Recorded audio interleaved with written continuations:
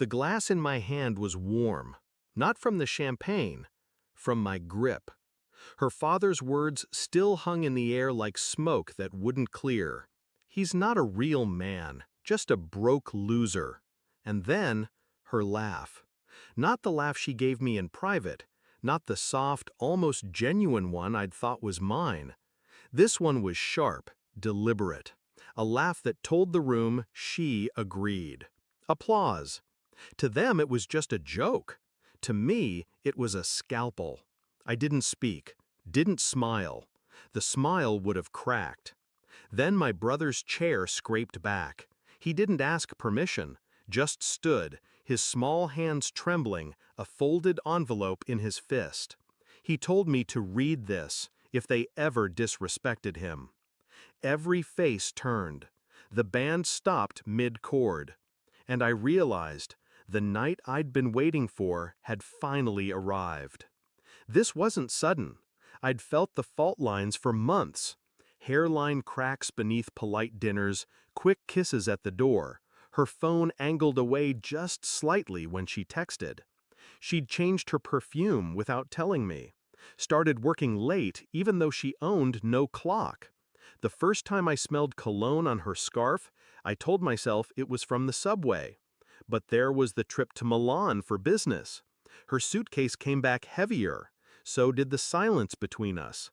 The night before the wedding, I couldn't sleep. She did, soundly. Phone on her side of the bed, locked. I stared at the ceiling and thought about the man who would marry her tomorrow, me, and wondered if I already knew him less than someone else did. That's when I decided. If the cracks split open in public, I wouldn't stop them. I would push.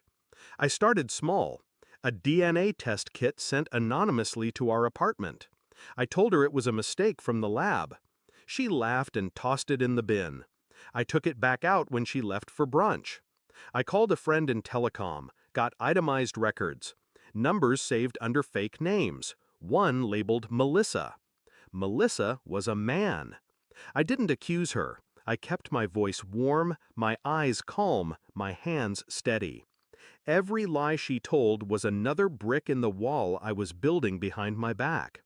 When she left her laptop open, I didn't go for the obvious. I found the folder she thought she'd hidden. Travel receipts. Not Milan, not Paris, just one city. Repeated. The one he lived in. I printed them all, dated them, placed them in an envelope, and on the front, in my handwriting, "Open when you want to know what I already do."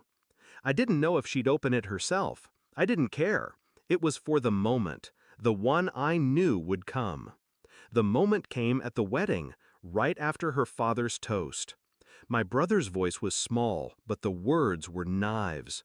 He told me to read this if they ever disrespected him. He walked it to her, not me. I wanted her hands on it. I wanted her fingerprints on her own undoing. She unfolded it slowly, like she already feared the paper. Her eyes scanned, stopped, scanned again, faster. The color drained first, then the breath. Every receipt, every date, every lie, there in black ink. The last page was the DNA test result. Negative.